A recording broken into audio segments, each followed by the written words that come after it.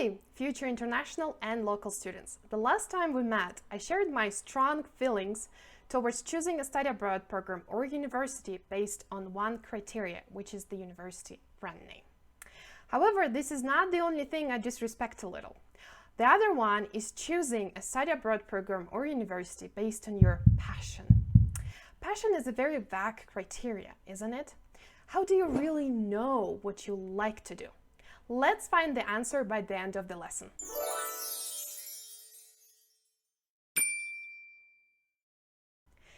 If you have already downloaded our workbook in the description to the video, you probably know that our philosophy of choosing a study abroad program is based entirely on the old Japanese philosophy called Ikigai.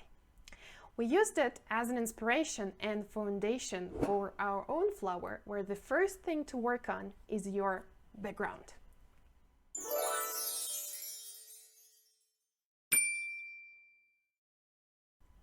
It is very simple. I want you to reflect on two things.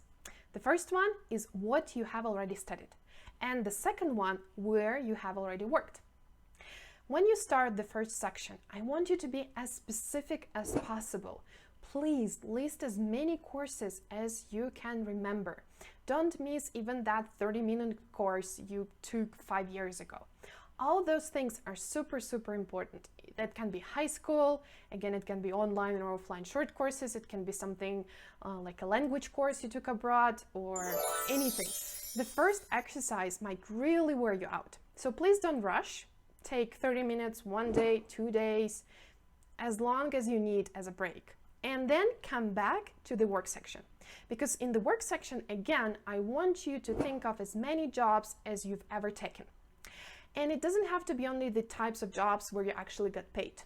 For example, in my case, when I was an exchange student in the United States, I used to shovel snow in the backyard of my host mother and, in the overall community area of the place where we lived.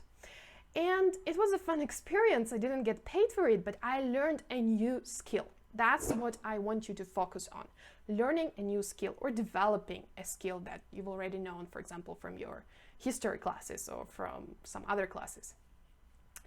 And what did I like from that experience? I liked the fact that I wasn't involved in it too long. I liked the final result, and I enjoyed talking to the neighbors who were doing the same thing. So I liked that it was so social. What I didn't like was that, yes, it's a very physical job that requires a lot of strength, and I definitely would not be able to do it for a long time. And I learned a lot about myself during that short experience because I learned that I'm a very social person, and my job has to include many people. I need to talk to people, I need to meet many people, and that's what I personally like a lot. It can be different for you, and please think of as many jobs as you can. Again, it's just a kind reminder. And again, take a day or two to write that section, to fill it out, and then let's see what next. And the last part of this long exercise, now based on studies and work, please write down what you actually know how to do. Please don't write what you like doing, you've already written that. I want you to be specific about what you know how to do. What skills you already gained? What do you know how to implement?